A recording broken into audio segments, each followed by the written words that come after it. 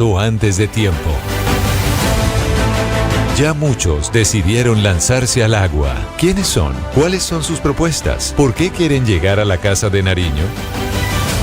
En Mañanas Blue, Patos al Agua. Y ahí lo están viendo ustedes y están conectados a través de video. Gustavo Bolívar, lo conocen, escritor, empresario, guionista y político colombiano, que fue director del Departamento para la Prosperidad Social en el gobierno de Gustavo Petro, en el gobierno actual, y que fue uno de los primeros que dijo: yo quiero ser precandidato e incluso candidato por el Pacto Histórico. Gracias, precandidato Bolívar, por estar con nosotros. Bienvenido. Muy buenos días a ustedes, a los oyentes, un gran abrazo. Nos gusta verlo, sobre todo en este día de coyuntura, porque, a ver, estamos hablando de técnica electoral, de política electoral, porque ha pasado muchísimas cosas. Ustedes han tratado de hacer un partido político que se llame Pacto Histórico, en el que varios partidos pequeñitos, entre ellos el Progresistas, que tiene también problemas, o la Colombia Humana, que es el partido del presidente, etcétera, etcétera, conformen lo que es un partido político. Ustedes están en este trámite y han tenido algunos obstáculos puestos por el Consejo Nacional Electoral. Pero ayer ustedes tuvieron una gran noticia después de la tutela que pusieron con Carolina Corcho, otra precandidata, y esta magistrada lo que dice: sí pueden inscribirse para ir a una consulta el 26 de octubre. Hasta ahí estamos claros. La pregunta es: ¿van o no van? Porque por un lado Gloria Cuartas dice: vamos a hacer esta consulta para Senado y Cámara, pero no la vamos a hacer para precandidatos. Pero hoy vimos un tuit de Carolina Corcho diciendo: me voy a inscribir para la consulta. Entonces estamos un poco enredados. ¿Se van a inscribir para candidatura presidencial o no se van a inscribir? Bueno, primero que todo, mientras hablamos aquí nosotros, allá afuera en el mundo de la izquierda, Troya está ardiendo, porque hay infinidad de visiones, de propuestas, de interpretaciones, porque la verdad no tenemos una claridad, ninguno. Pero últimamente apareció, la tutela, que para nosotros es grato comunicarle a las bases del Pacto Histórico que por fin pueden participar en la democracia interna para ordenar nuestras listas, y esto les garantiza a ellos pues estar dentro del partido y aspirar, y les garantiza su derecho a ser elegidos. Entonces, por ahí, hasta ahí no hay ningún inconveniente. La tutela lo que hizo a última hora, porque hasta hoy era el día de inscripciones, si no fuera por esta tutela hoy no nos hubiéramos podido inscribir los candidatos pues al Congreso de la República, porque no teníamos personería jurídica. Entonces lo que hace la magistrada es ordenarle a la registraduría inscribir los candidatos. En el tema presidencial es donde tenemos muchas dudas, muchas divergencias, porque apareció un concepto de la MOE, la Misión de Observación Electoral, según el cual si nosotros hacemos la consulta de octubre no podríamos hacer la de marzo. Y eso para nosotros es muy grave, porque la consulta más importante es la de marzo, donde confluyen todas las fuerzas políticas, donde se eligen los congresistas, donde todos los partidos están en consulta. Digamos que esa es la fecha primordial, como el centro, el corazón de las elecciones. La de octubre era simplemente una selección de un candidato o una candidata. Entonces aquí están divididas las opiniones. Uh-huh. Creo que por un lado Carolina y Quintero pues han anunciado que van a inscribirse, y el resto del grupo estamos atentos a conseguir un segundo concepto, una segunda voz diferente a la MOVE, porque lo que no queremos es poner en riesgo definitivamente la consulta de marzo. O sea, hasta este momento, hasta las 10:52 de la mañana, usted no tiene claro si se va a inscribir para la consulta del 26 de octubre o no. No, y eso va a ser una decisión colectiva. Eso, digamos, salvo Carolina y Quintero, que están tomando decisiones, digamos, por separado, nosotros, los demás candidatos, nos vamos a reunir ahora a mediodía incluso, para tomar esa decisión, porque no es claro que podamos hacer las dos consultas, entendiendo pues que el Estado tampoco es una chequera en blanco para que los partidos hagan las consultas cuando quieran, una o dos, teniendo en cuenta que tienen un alto costo, ¿no? Sí. Una consulta alrededor de los 300.000 millones de pesos. Sí, sale carita. Precandidato Bolívar, entendiendo estas dos visiones que usted dice, pues hay dos lecturas sobre esta primera consulta y segunda consulta. Yo sí le tengo que preguntar lo siguiente, porque usted dijo, la consulta tiene un carácter vinculante, es decir, si van todos ustedes como precandidatos al 26 de octubre y ahí queda mañana Susana Mohamed, digamos un ejemplo, como la candidata, los otros se bajan del bus y tienen que apoyar a la ganadora. Entiendo yo que el temor suyo es que gane en esta consulta Daniel Quintero y ahí usted y los otros se tengan que bajar del bus y apoyar a Daniel Quintero. Esa es la real preocupación que tienen ustedes para no estar de acuerdo frente a la consulta del 26 de octubre. Bueno, digamos que aquí nosotros estamos haciendo tres tipos de consideraciones y de discusiones. Una política, una ética y una jurídica. La jurídica ya te la expliqué, ¿cierto? La política sí, la vamos a tomar una decisión más tarde, pero la ética, que es la que he planteado de cara a una posibilidad de que Daniel Quintero gane la consulta, pues es la que nos tiene a nosotros aquí dudando. Porque como yo le he explicado ya a varios medios, yo hace 3 años hice campaña contra Rodolfo Hernández porque era un imputado por corrupción. Me parecía impresentable que un candidato aspirara a la presidencia cuando tenía sobre sí un proceso por corrupción. Y lo ataqué de todas las maneras, la verdad, porque fui muy incisivo con esa campaña. Y ahora se nos presenta la posibilidad de que un candidato del Pacto Histórico, que también tiene imputaciones por corrupción y varias, y todo su gabinete, pues pueda ganar la consulta, y para mí eso es escandaloso. Que teniendo tantos buenos candidatos, porque la verdad los hay, ustedes escuchan a cualquier, sí, incluso él es muy buen candidato, pero no tiene la autoridad moral para decir quiero representar este país si no soluciona primero sus problemas jurídicos, sí, entendiendo pues que tiene derecho a la defensa, que nosotros somos conscientes de que las personas tienen una presunción de inocencia, pero el problema es que el 21 de noviembre el señor va a un juicio, tiene que sentarse en el banquillo de los acusados y no sabemos qué pase ahí, le pueden dar una medida de aseguramiento. Le voy a contar un análisis que escuchaba, bueno, lo he escuchado en 2 personas, analistas, y decía, lo que pasa es que a este sector de la izquierda le dio un poco de susto el movimiento que estaba generando Daniel Quintero, así como la derecha, por ejemplo, con De la Espriella, pues están mosqueando un poco porque son personas que saben moverse en redes, en las maquinarias políticas, etcétera, y saben que pueden buscar un apoyo. Eso pasó en esta parte de la izquierda, hay cierto sí, temor porque Daniel Quintero está entrando pues con mucha fuerza y puede ganarse ese aval. Si tuviéramos mecanismos para verificar que quienes votan son afiliados o son miembros de los partidos de izquierda, no tendríamos ningún temor, porque él aquí no tiene mucho asidero, digamos, no tiene acogida dentro de la izquierda. El problema es que como es una consulta amplia, donde pueden votar cualquier persona, hemos sabido de muy altas fuentes, y además es Voz Populi, además ha habido fotos y videos por ahí, que él está haciendo conversaciones con muchos sectores de la política tradicional, que en esa fecha, 26 de octubre, tienen las maquinarias desocupadas, mientras que en marzo no las tienen desocupadas porque ya las usan para sus propias campañas. Y entonces, con esas maquinarias, eso puede haber una interferencia de nuestras elecciones que se llaman consulta interna. Es que esto es una consulta de nosotros.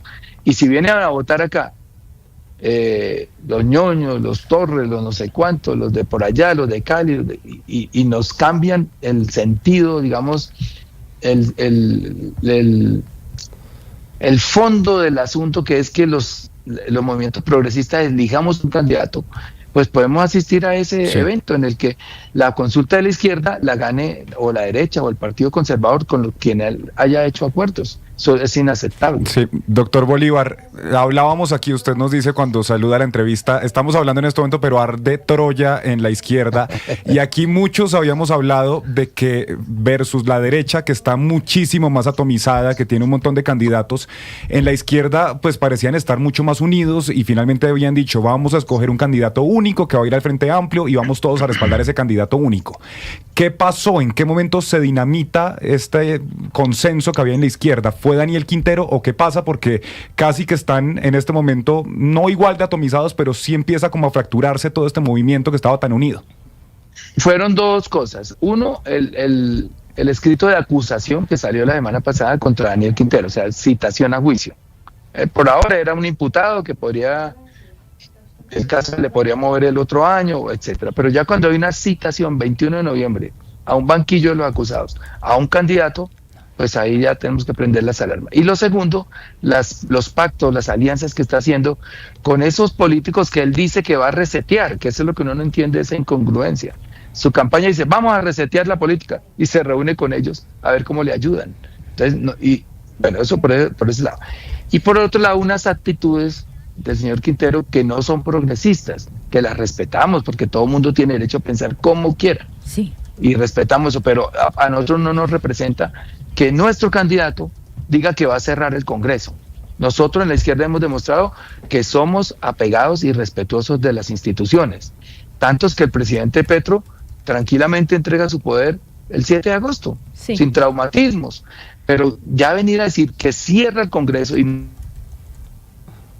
salir representados por un señor que viene a montar una dictadura, porque eso es lo que está diciendo. Si uno va a romper uno de los poderes, pues ya tiene que declararse dictador, y nosotros no somos así. Y lo segundo, esa burla que hizo de las diversidades sexuales de la semana pasada también nos dejó mal parados, porque en el progresismo somos abanderados del respeto y la tolerancia con las libertades sexuales. Entonces hay muchas posiciones de él que no son progresistas y que no nos representarían eventualmente, y menos si gana con votos que no son progresistas. Entonces yo no sé de qué manera la gente tiene que entender esto, porque él es muy hábil para decir que lo estamos atacando, que es que lo queremos sacar porque va ganando. No ha habido ninguna encuesta donde él vaya ganando. Las últimas 2 encuestas las iba ganando quien habla aquí. Sí, él señor. Inventa y pone encuestas, dice que inteligencia artificial dice que la encuesta... Y a nivel nacional iba punteando usted también, de hecho, hasta donde pudimos ver encuestas.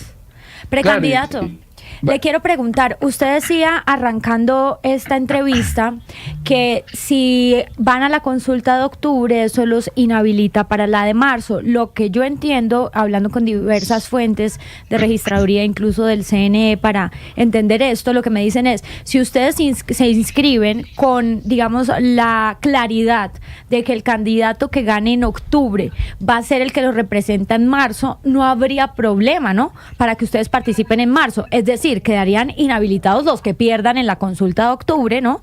Pero el candidato que ustedes elijan sí podría ir a la consulta de marzo. Eso es por un lado.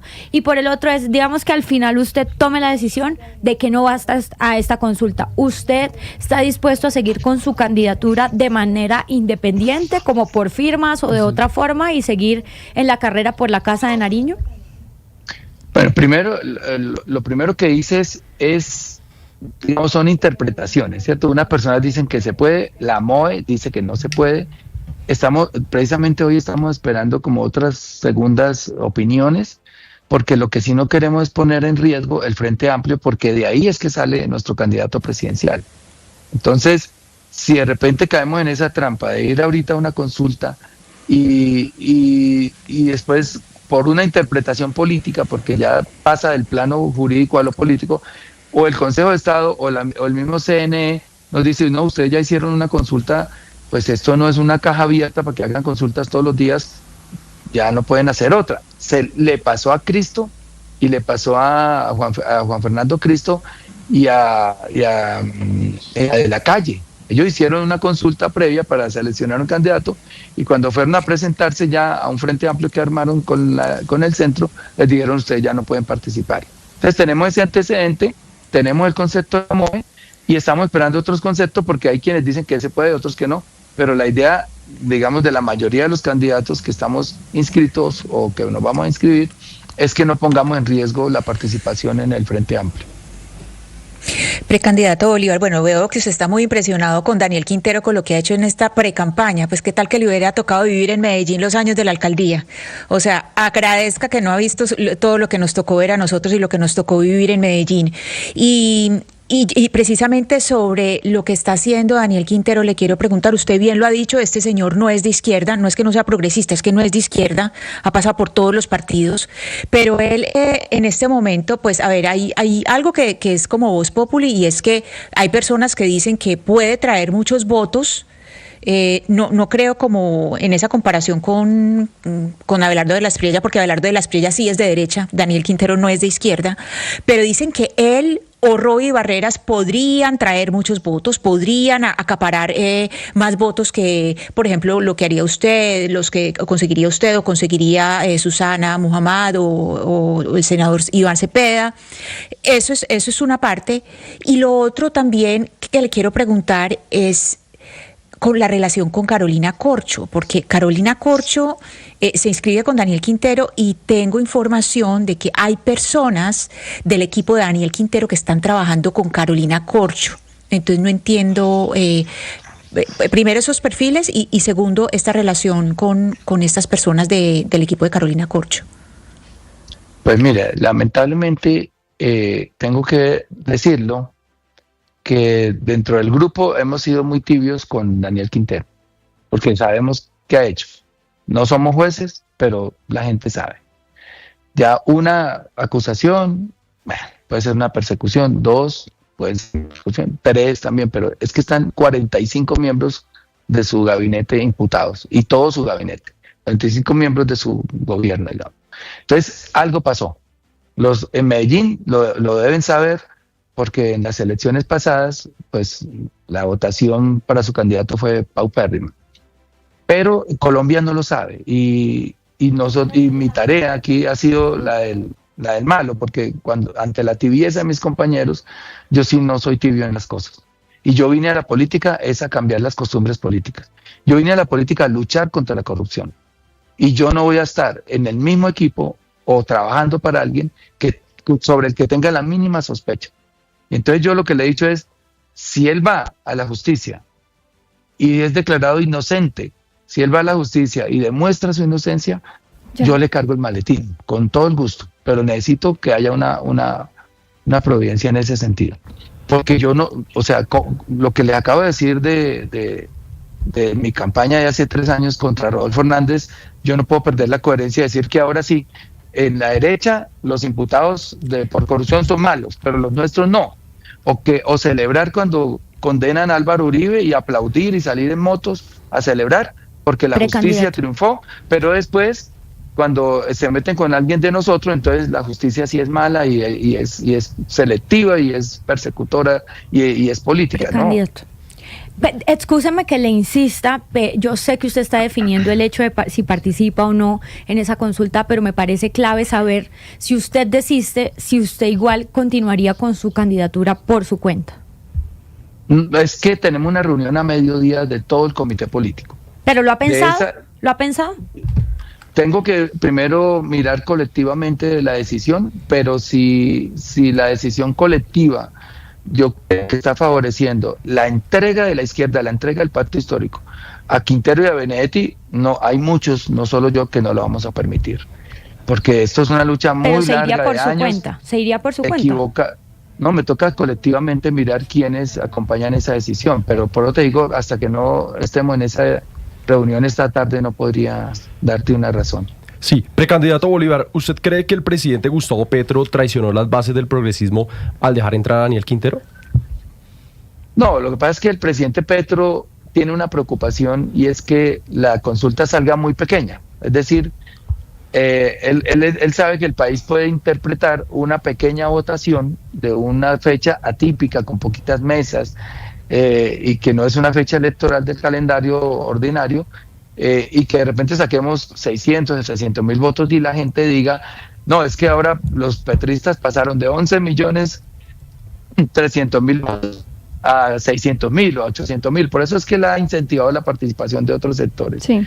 Pero yo sí le diría, nos dijeron que había 2 consultas, una del pacto histórico de las personas progresistas y otra del Frente Amplio. ¿Por qué no meten a esta persona en el pacto histórico si no es de izquierda? Si sus ideas no nos representan. Si al ganar él no nos sentiríamos representados. ¿Ves? Ese es el lío que tenemos ahora. Sí, y es un lío grande y por eso, pues, mire, la primera parte de esa entrevista tenía que ver con esto de mecánica electoral, las decisiones que están ustedes tomando ahí en el pacto histórico, pero hablemos un momentico, precandidato Bolívar, sobre propuestas, es decir, ¿qué es lo que lleva a Gustavo Bolívar a lanzarse a la precandidatura? Sebastián, por ejemplo, tiene la primera pregunta sobre este tema que tiene que ver con la platica, pues que estamos bien complicados en el país en ese tema. Sí, precandidato, obviamente usted pues acompaña las líneas ideológicamente muchos de los programas del gobierno, pero dos personas no son iguales y estoy seguro que habrá algo del programa económico del gobierno que a usted no le guste. En caso de que usted sea presidente, de pronto qué línea, qué política económica no le gusta y usted la cambiaría. Bueno, mire, por los resultados macroeconómicos es muy poco lo que se le puede criticar al gobierno. Mucha gente critica el gasto, ¿cierto? Dicen, no, es que el presidente pide más reformas porque está disparado el gasto. Efectivamente, está disparado el gasto y es uno de los motores del crecimiento hoy y del despertar económico que tiene Colombia, pero no ha sido un incremento del gasto injustificado. Yo se lo explico en dos o tres cosas. El primero, el aumento formidable de las mesadas que recibían los soldados en Colombia, que eran 200.000 pesos y ahora reciben 1.000.000. Eso son 5 veces y aquí no hay 5 soldados, son 100.000, 150.000. Eso dispara el gasto. La conformación de 10.800 equipos de salud preventiva, que 80.000 contratos de personas que están visitando las casas para hacer salud preventiva, eso cuesta 3 billones de pesos. O sea, el gasto sí se ha disparado, pero para cosas sociales. Las corbatas que existen y de las cuales yo di cuenta también en Prosperidad Social porque encontré muchas y al final de 850 contratos pude funcionar con 450. No, sí hay que eliminarlas, pero ese es un costo marginal, digamos, en el universo de los 512 billones de pesos que tiene el presupuesto este año. En lo demás, pues hay resultados. Ha bajado la inflación, ha bajado el desempleo, el dólar se ha mantenido por debajo de lo que lo recibimos, se ha disminuido la pobreza. Entonces, hay muy poco que criticarle, pero sí tenemos que atacar el déficit fiscal. Eso sí es un problema grave para Colombia, porque cuando un país tiene el déficit muy alto, la deuda se encarece. Los seguros, cuando a uno le prestan plata, los seguros se encarecen. Y puede uno bajar las calificaciones y también poner en riesgo la llegada de capitales para inversión extranjera. En eso es que tenemos que trabajar. Pero precandidato, importante su respuesta, pero en la presidencia de Gustavo Bolívar, ¿ese déficit se reduce aumentando impuestos o reduciendo el gasto? Porque no hay ninguna tercera posibilidad, eso lo uno o lo otro. No, creciendo. Y ustedes lo van a ver, el año entrante, porque este semestre las utilidades que está mostrando el sector financiero, el grupo Argos, el grupo Nutresa, que están reportando formidables utilidades, eso se va a reportar en el ingreso, en el recaudo del año entrante. Entonces lo que necesitamos es que las empresas crezcan, que Colombia tenga más ricos. Hay muy poquitos ricos, pero también que haya mucho menos pobres. Y en eso es que estamos trabajando cuando el presidente aumenta el salario por encima de la inflación 3 veces y le pone más poder adquisitivo a los trabajadores. Y mire el resultado. El comercio antier reportó el 17,9% en las ventas. Todas estas ventas de Nutresa de 10.5 billones, del Éxito que dice que tiene la mejor utilidad en 10 años, es porque los trabajadores tuvieron más platica. Y eso es un principio de la economía. Si hay más plata, pues más gasto. Si hay más gasto, hay más producción. Si hay más producción, hay más empleo. Y entonces ahí le está dando resultado al presidente el tema. Y no fue como lo vaticinaron, que si subía el salario mínimo mucho, pues que tocaba echar la gente a la calle, y pasó lo contrario. Como hubo más consumo, tuvieron que conseguir más trabajadores y hoy tenemos una tasa de desempleo la más baja en 25 años. Otro tema, candidato, le queda menos de un año al gobierno Petro y son muy pocos los resultados de la llamada paz total. En cambio, sí se han fortalecido esos grupos armados dedicados al narcotráfico, a la minería, al terrorismo. ¿Usted insistiría en esos diálogos con todos esos grupos? Bueno, ahí sí ya no podemos sacar pecho como en la economía. Es un tema muy complicado, muy delicado. He explicado en el hecho de que el narcotráfico, mientras exista el narcotráfico, podemos usar todas las formas de lucha, las de la derecha y las de la izquierda. Echar bala o dialogar. Y nunca vamos a llegar a desarmarlos porque el narcotráfico es una demanda internacional, tiene el mismo efecto pues de la economía interna. que tiene dispuesto a muchos jóvenes que no tienen oportunidades en las regiones a jugarse la vida por un negocio que los saque de la pobreza. Entonces, yo he escuchado este discurso 40 años, el que tienen hoy de la Espriella y los demás candidatos de la derecha. Vamos, mano dura, y les vamos a meter 5 cárceles como Bukele, y los vamos a aplastar. Eso es mentira. Apenas los aplastan, nacen otros 100, y aplastan esos 100 y nacen otros 100. Y en el caso nuestro, llevamos 10 al Congreso y nacen otros 100. ¿O de dónde nacieron los guerrilleros que están hoy haciendo todas las lecturas? Pues de esos procesos. Uno siempre va por las cabecillas o los desarma y habla con ellos, o los mata o los extradita, pero siempre nacen otros.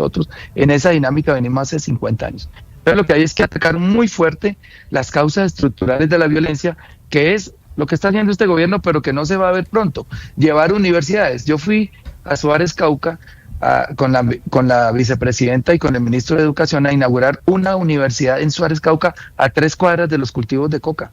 El helicóptero movía las hojas de coca. A mí me dio mucha alegría. Eso es llevar el Estado a sitios donde los jóvenes no tienen otra oportunidad de ser legales. Pero precandidato, yo le pregunto sobre eso, porque yo entiendo que solucionar algo de manera estructural lleva años, es decir, no se va a ver en 2-3 años de gobierno, se va a ver en una generación, por ejemplo.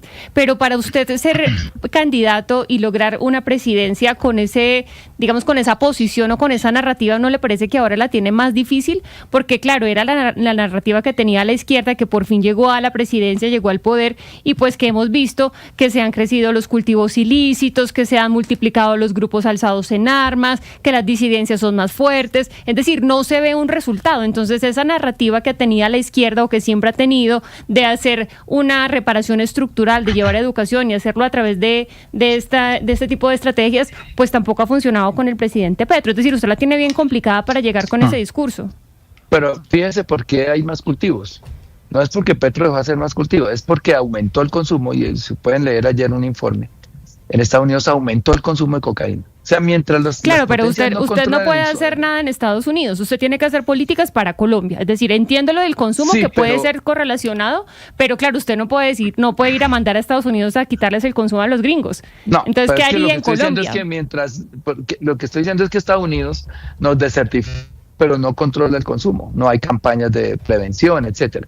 Y acá, obviamente, se hace. Yo, por ejemplo, creo que hay que apostarle nuevamente a la inteligencia. Se ha desbaratado un poco el aparato de inteligencia como lo teníamos establecido en otros años.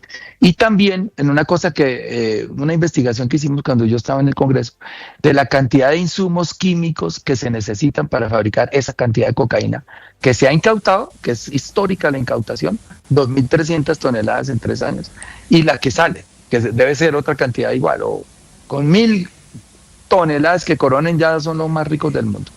Y entonces ahí yo le caería a todo el control estricto de cada galón de insumos químicos que se necesitan para cocinar la cocaína, y que están importando algunas empresas, no sé si sin control, yo tengo que averiguar, pero sí me parece extraño que un informe de la ONU desde el gobierno Duque nos decía que para fabricar 1.400 toneladas de cocaína se necesitaban 10.700 carrotanques de insumos químicos.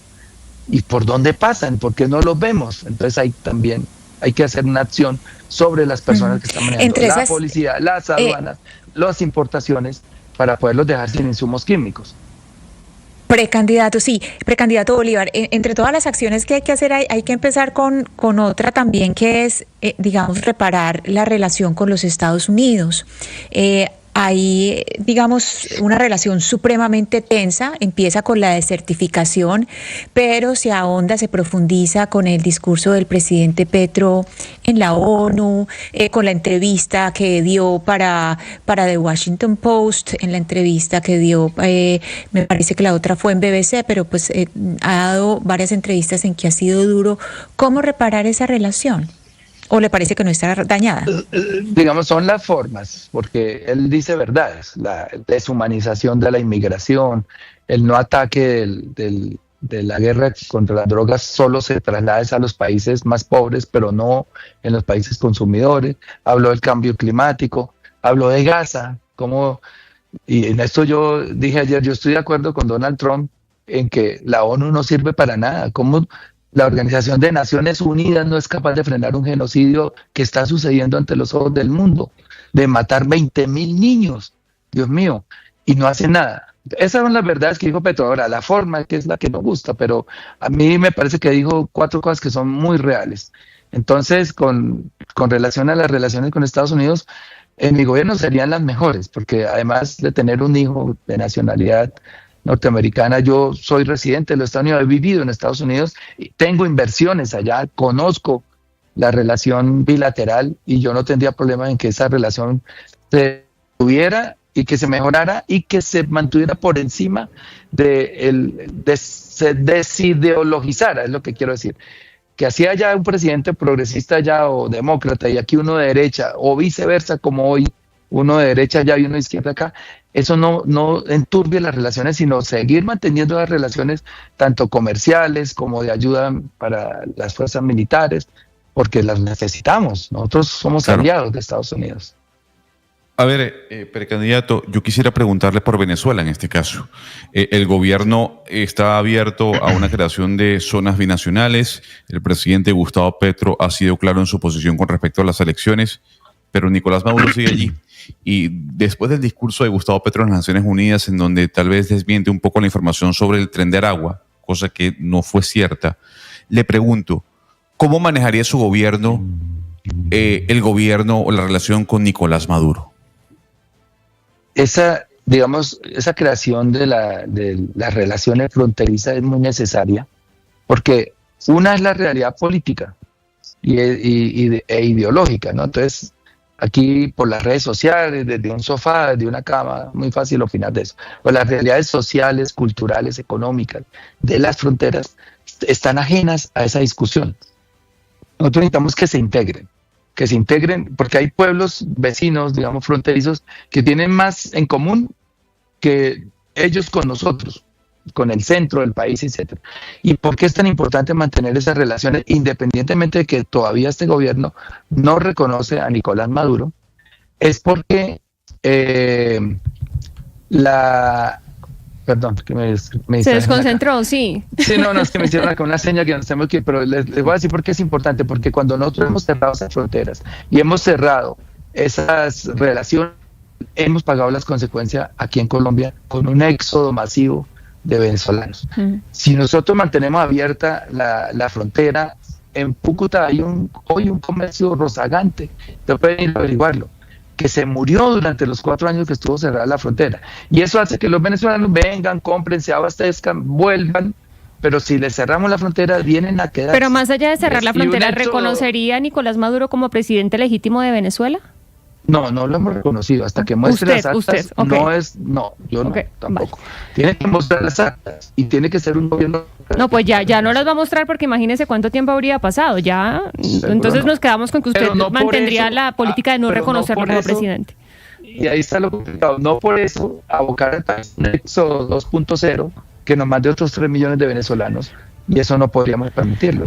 Pues, señor Bolívar, usted gracias por dedicarnos estos minutos. Estamos muy atentos entonces a la decisión que ustedes tomen ahí para saber si se inscribe o no se inscribe. Por ahora ya sabemos que Daniel Quintero está inscrito para la consulta y que en la registraduría también está la señorita Carolina Corcho. Gracias por estar con nosotros. Feliz día. Bueno, a ustedes muchas gracias. Un abrazo. Chao. Flexartrit,